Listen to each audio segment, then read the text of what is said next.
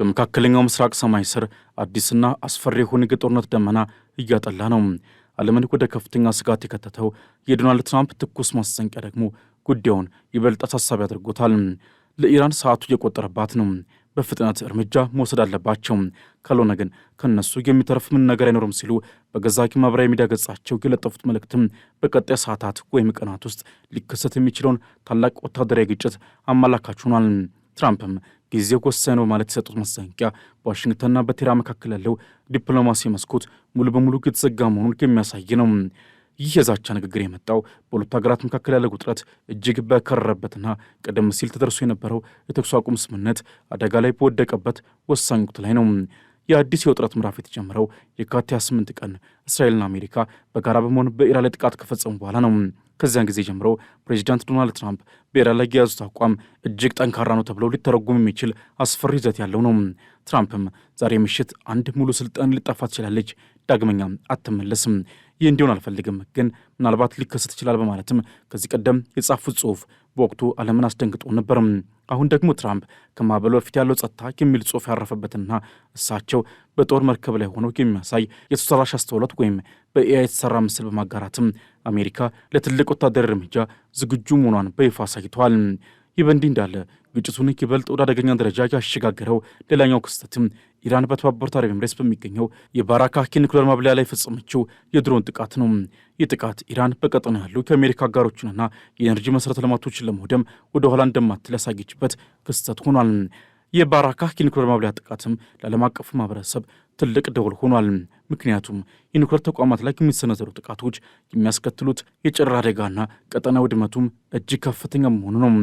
ኢራን ይህን ጥቃት የፈጸመችው አሜሪካና እስራኤል ሊሰነዝሩት ለሚችሉት ማንኛቸውም ጥቃት አጸፋዊ ምላሽ ለመስጠት ዝግጁ መሆኗን ለማሳየትና እጃችን ረጅም ነው የሚል መልእክትን ለማስተላለፍ ነው። ኢራን ለትራምፕ ማስጠንቀቂያ የሰጠችው ምላሽም ደግሞ እጅግ የተቆጣና የጦርነት ነጋሪት የሚጎስም ነው። የኢራን ጦር ኃይሎች ቃል አቀባይ አቡልፋዝል ሻካርቺ አሜሪካ በኢራን ላይ የፈጸመችውን ለማካካስ የምታደርገው ማናቸውም አይነት እርምጃ ከበድ ያለና ሰባሪ የሆነ ምት እንደሚያስከትልባት አስጠንቅቋል። ኢራን አሜሪካ በድርድር ጠረጴዛ ላይ የምታቀርባቸውን ጥያቄዎችም ከመጠን ያለፈና በጦርነት ያላገኘችውን በድርድር ለመውሰድ የምታደርገው ጥረት ነው ስትል አጣጥሏለች። በቴህራን በኩል ያለው አቋም አሁንም ግልጽ ነው። የአሜሪካንን ዛቻ በመፍራት ወደ ኋላ እንደማይሉና ለሚሰነዘርባቸው ጥቃት ተመጣጣኝ አልፎ ተርፎም የበረታ ምላሽ እንደሚሰጡ እየገለጹ ይገኛሉ። በሌላ በኩል እስራኤልና አሜሪካ በኢራን ላይ በድጋሚ ጥቃት ለመፈጸም ከፍተኛ ዝግጅት እያደረጉ መሆኑ ታውቋል። ፕሬዚዳንት ትራምፕም የኢራን የኒውክሌር መርሃ ግብር ሙሉ በሙሉ ለማፈራረስ የሚሳኤል ክምችቷን ለማውደምና ከቀጠና አጋሮቿ ጋር ያላትን ግንኙነት ለመበጠስ ቆርጠው ተነስተዋል። የዋይት ሀውስ ምንጮች እንደሚጠቁሙት ከሆነ የአሜሪካ ጦር በኢራን የሲቪል መሠረተ ልማቶች፣ የኃይል ማመንጫዎችና ድልድዮች ላይ ጥቃት ለመሰንዘር እቅድ እያወጣ ነው። ይህ አይነቱ የሲቪል ተቋማት ላይ ያነጣጠረ ጥቃትም የጄኔቫ ኮንቬንሽንን የሚጥስ መሆኑን የሕግ ባለሙያዎች ቢገልጹም ትራምፕ ግን ኢራናውያን ከአሜሪካን መርከቦች ላይ ጥቃት ከሰነዘሩ ከምድረ ገጽ ይጠፋሉ ማለት እየገለጹ ነው። እስራኤልም በበኩሏ የኢራን የኒውክሌር ስጋት ለአንዴና ለመጨረሻ ጊዜ ለማስወገድ የምታደርገውን ወታደራዊ ዝግጅት አጠናክራ ቀጥላለች። የእስራኤል የአየር ኃይልና የደህንነት ተቋማትም ከፔንታጎን ጋር በቅርብ ቅንጅት እየሰሩ ሲሆን የኢራን የውስጥ ለውስጥ የጦር መሳሪያ ማከማቾችና የስትራቴጂክ ማዕከላትን ኢላማ ያደረገ ሰፊ ጥቃት ሊሰነዘር እንደሚችል ይጠበቃል። ይህ ሊሰነዘር የታሰበው ጥቃት ቀደም ሲል ከተደረጉት ጥቃቶች በይዘቱም ሆነ በስፋቱ የተለየና የኢራን ወታደራዊ አቅም ሙሉ በሙሉ ለማውደም ያለመ እንደሆነ የተሰማ ነው። የዲፕሎማሲው መስመር መዘጋቱና የሁለቱም ወገኖች ቃላት መፋለጥም በመካከለኛው ምስራቅ ታላቅ ጦርነት ሊፈነዳ መሆኑን ያመላክታል። የአልጀዚራ ዘጋቢዎች ከቴህራን እንደዘገቡት ከሆነ በኢራን በኩል ያለው ስሜት ጣታችን በቃታው ላይ ነው የሚል ነው።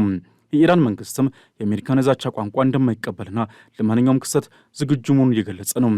በሁለቱ ሀገራት መካከል ያለ የተኩስ አቁም ስምምነት በማንኛውም ሰዓት ሊፈርስ እንደሚችልና ዓለም ሌላ የደም መፋሰስ ቀጠና ውስጥ ልትገባ እንደምትችል የፖለቲካ ተንታኞች ስጋታቸውን እየገለጹ ነው። አዳም ክሌመንስ የተባሉ የውጭ ፖሊሲ ተንታኝ እንደሚሉት ከሆነ የትራምፕ ጠንካራ ንግግሮች ለሀገር ውስጥ ፖለቲካ ፍጆታ ሊሆኑ ቢችሉም ኢራን ግን እነዚህን ዛቻዎች በቀልድ የምታያቸው አይደሉም። ትራምፕ የሚጠቀሟቸው እንደ ከምድረ ገጽ ይጠፋሉ ያሉ ቃላትም ጉዳዩ ከቃላት ባለፈ ወደ ተግባር ሊቀየር እንደሚችል ማሳያ ናቸው። በተለይም የባራካ ኒውክሌር ማብለያ ላይ የተፈጸመው ጥቃትም ኢራን ከአሜሪካን ማስጠንቀቂያ በንቀት እንደተመለከተችውና ራሷን ለመከላከል ማንኛውንም እርምጃ እንደምትወስድ ያረጋገጠችበት ሆኗል። ከዚህ አስፈሪ ውጥረት በመቀጠል በሚቀጥሉት ጥቂት ቀናትና ሳምንታት ውስጥም ምን ሊከሰት ይችላል የሚለው ጥያቄ የዓለም አቀፍ ደህንነት ተንታኞችን እንቅልፍ ነስቷል። ቀጣዩ ምዕራፍም ከቀላል ወታደራዊ ግጭት ባለፈ መላውን ዓለም አቀፍ የስርዓት ሊያናጋ የሚችልባቸው 4 ዋና አቅጣጫዎች እንደሚኖሩ ይጠበቃል። በመጀመሪያ ደረጃ የመጨረሻው ሰዓት ተብሎ የሚጠራው የተከታታይና የተቀናጀ የአየር ላይ ጥቃት እርምጃ ነው። እስራኤልና አሜሪካ በጋራ የሚያካሄዱት የዘመቻ በኢራን የኒውክሌር ማዕከላት በተለይም በፎርዶና ናታንዝ ላይ ያነጣጠረ እንደሚሆን ይገመታል። እነዚህ ተቋማት ከመሬት በታች በጥልቅ የተቆፈሩ መሆናቸው አሜሪካ በንከር በስተር የተሰኙ ግዙፍ ቦምቦችን ልትጠቀም ትችላለች። ይህ እርምጃ ከተወሰደ ኢራን ያከማቻቸውን የዩራኒየም ክምችት ለማውደም ብቻ ሳይሆን የአገሪቱን የኒውክሌር ሳይንቲስቶችና የቴክኖሎጂ መሠረተ ልማት ሙሉ በሙሉ ከጥቅም ውጭ ለማድረግ የታለመ ይሆናል። በሁለተኛ ደረጃም የኢራን አክሲስ ኦፍ ሬሲስታንስ የሚባሉት የአካባቢው አጋር ኃይሎች የሚወስዱት እርምጃ ነው። ኢራን በቀጥታ ከአሜሪካ ጋር ከመጋፈጥ ይልቅ በሊባኖስ ያለውን ሂዝቦላህን፣ በየመን ያሉትን ሁቲዎችንና በኢራቅ ያሉ የታጠቁ ቡድኖችን በማንቀሳቀስ በእስራኤልና በአሜሪካ የጦር ሰፈሮች ላይ የተቀናጀ ጥቃት እንዲከፍቱ ልታደርግ ትችላለች። በተለይም የባራካ የኒውክሌር ማብላያ የተፈጸመው ጥቃት እንደ መጀመሪያ ሙከራ ተወስዶ በቀጣይ በሳውዲ አረቢያና በሌሎች የባህረ ሰላጤው ሀገራት የነዳጅ ማጣሪያዎች ላይ ሰፊ የድሮንና የሚሳኤል ናዳ ሊወርድ እንደሚችል ስጋት አለ። ይህ ደግሞ ጦርነቱን ከሁለት ሀገራት ግጭት ወጥቶ ወደ ቀጠና የትርምስ ቀጠና ይለውጧል። በሶስተኛ ደረጃም የሆርሙዝ ስትሬት መዘጋትና የዓለም የኢኮኖሚ ቀውስ ነው። ኢራን ወታደራዊ አቅሟ እንደማይፈቅድላት ብታውቅም የዓለም የነዳጅ ፍሰት ቁልፍ የሆነውን የሆርሙዝ የባህር መስመርን ሙሉ በሙሉ ትዘጋለች። ይህ ከተከሰተ ደግሞ የዓለም የነዳጅ ዋጋ አሁን ካለበት ይበልጥ አሻቅቦ በከፍተኛ ሁኔታ ይንራል። ይህ በአሜሪካና በአውሮፓ ኢኮኖሚ ቀውስን ያስከትላል። ትራምፕ ይህንን ስጋት ለመመከት ሲሉ የኢራን የባህር ኃይል አስቀድሞ ማጥቃትና የባህር መስመሩን በኃይል ክፍት የማድረግ እርምጃን ሊወስዱ እንደሚችሉ ይገመታል።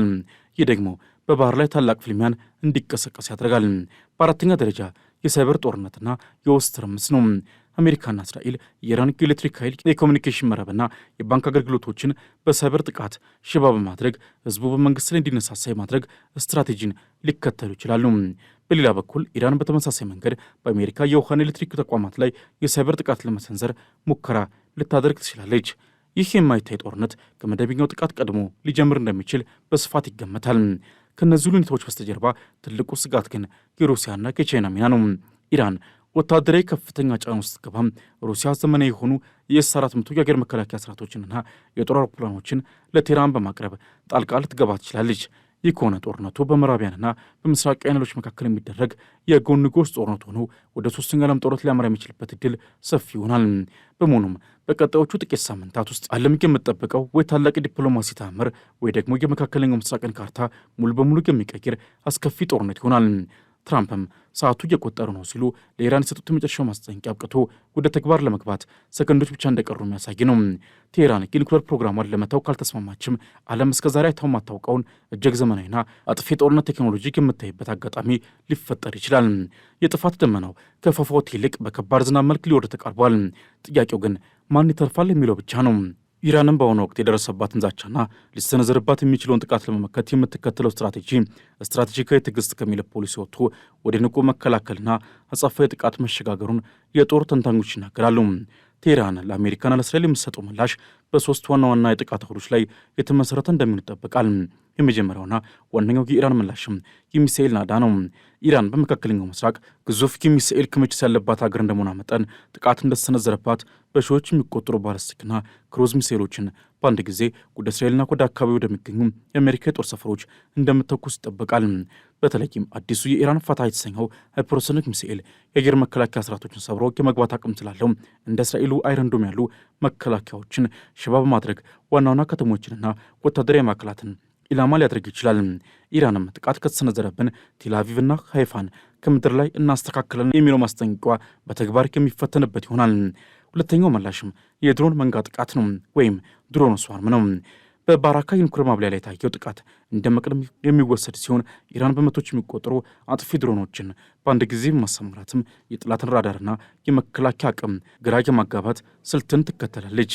እነዚህ ድሮኖች ርካሽ ነገር ግን አጥፊ በመሆናቸው ውድ የሆኑትን ከአሜሪካ ሚሳኤል መከላከያዎችን በማጨናነቅ ረገድ ትልቅ ሚና ይጫወታሉ። ኢራንም ይህንን ቴክኖሎጂ በመጠቀም በቀይ ባህርና በፋርስ ባህረ ሰላጤ ላይ የሚገኙ የአሜሪካ የጦር መርከቦችን ማጥቃት ትችላለች። ይህም የባህር ላይ ሲኦል መፍጠር አቅም እንዳላት በተደጋጋሚ አሳይታለች። ሶስተኛውና እጅግ አደገኛው ምላሽ ደግሞ የኒውክሌር አማራጭ ነው። ኢራን እስከዛሬ የኒውክሌር መርሃ ግብሯ ለሰላማዊ ዓላማ መሆኑን ብትገልጽም ከባድ ወታደራዊ ጥቃት ከሰነዘረባት ግን የሀገሪቱን ሕልውና ለመጠበቅ ስትል የኒውክሌር ዶክትሪኗን ልትቀይር እንደምትችል ከፍተኛ ባለሥልጣናቶቿ ፍንጭ ሰጥቷል። ይህ ማለት ኢራን በአጭር ጊዜ ውስጥ ዩራኒየምን ወደ 90% በመበልጸግ የኒውክሌር ቦምብ ባለቤት መሆኗን ልታወጅ ትችላለች። ይህ እርምጃ ዓለም አቀፉን የኃይል ሚዛን ሙሉ በሙሉ የሚቀይርና አሜሪካን ወደማይፈለግ ድርድር የሚያስገድድ አቅም ያለው የመጨረሻ ካርድ ተደርጎ ይወሰዳል። በተጨማሪም ኢራን የጥላ ጦርነት ወይም ሻዶ ዋር ስልቷን ወደ ከፍተኛ ደረጃ ታሸጋግራለች። በኢራቅ በሶሪያና በሊባኖስ የሚገኙ የኢራን ወታደራዊ አማካሮችና የአጋር ኃይሎችን በአካባቢ ያለው የአሜሪካ ዲፕሎማሲና ወታደራዊ ተቋማት ላይ ያልተቋረጠ ጥቃት እንዲከፍቱ ትዕዛዝ ሊሰጥ ይችላል። ይህም አሜሪካ በየአቅጣጫው እንድትወጠርና ትኩረቷ እንዲከፋፈል ያደርጋታል። በቴህራን በኩል ያለው ስሜት ሞት ካልቀረ በክብር ሞት የሚለው ነው። የኢራን መንግስትም የትራምፕን ዛቻ እንደ ስነ ልቦናዊ ጦርነት ቢመለከተው በተግባር ግን ለከፋ ሁኔታ ራሱን አዘጋጅቷል። ኢራን የምትሰጠው ምላሽ የሚመዘነው በአንድ ጥቃት ብቻ ሳይሆን አሜሪካና እስራኤል በቀጠና ውስጥ ያላቸውን ተጽዕኖ ለዘላቂው ሊያዳክም በሚችል የተቀናጀ ዘመቻ ይሆናል። ቴህራን የመጀመሪያውን ጥቃት አንሰነዝርም፣ በድጋሚ ጥቃት ከተሰነዘረብን ግን የመጨረሻውን ምት የምናሳርፈው እኛን የሚል ጽኑ አቋምን ይዛ ቀጥላለች። ይህ የኢራን ግትርነትና ወታደራዊ ዝግጁነት ደግሞ መጪው ግጭት ምን ያህል ደም አፋሳሽ ነው እንደሚችል ትልቅ ማሳያ ነው። በአጠቃላይ አሁን ያለንበት ሁኔታ ከማዕበሉ በፊት ያለው ጸጥታ የሚመስል ነው። በአንድ በኩል ትራምፕና እስራኤል ኢራንን ለማንበርከክ የመጨረሻ ወታደራዊ አማራጭ እያጤኑ ነው። በሌላ በኩል ኢራን በክልሉ ያሉ የአሜሪካ አጋሮችንና የኢኮኖሚ ተቋማትን በማጥቃት አጸፋዊ ምላሽ ለመስጠት በዝግጅት ላይ ትገኛለች። የባራካ ጥቃት ለዚህ ትልቅ ማሳያ ነው። ዓለም አቀፉ ማህበረሰብ ይህንን ውጥረት ለማርገብ ጥረት እያደረገ ቢሆንም የትራምፕ ሰዓቱ እየቆጠረ ነው የሚለው መልእክት ግን ለዲፕሎማሲ የተሰጠው ጊዜ ማክተሙን የሚናገር ይመስላል። የዝግጅት ውጤት ምን ሊሆን እንደሚችል ለመተንበይ ቢከብድም አንድ ነገር ግን ግልጽ ነው። በመካከለኛው ምስራቅ ታላቅ የመሬት መንቀጥቀጥ ሊከሰት በደጃፍ ላይ ነው። ቀጣዮቹ ጥቂት ቀናትም የዓለምን የፖለቲካ ካርታና የቀጠናውን ሰላም የሚወስኑ ወሳኝ ጊዜያት ይሆናሉ። ኢራንም የትራምፕን ማስጠንቀቂያ ሰምታ ወደ ድርድር ትመለሳለች ወይስ ዓለም በሁለቱ ሀገራት መካከል የሚደረገውን ዳግመኛ ጦርነት ትመለከታለች የሚለው ጥያቄ የሁሉንም ሰው ቀልብ ስቧል። ሆኖም የጦርነት ነጋሪቱ ከወትሮ በበለጠ የጎላ መምጣቱ ግን እውነት ሆኗል።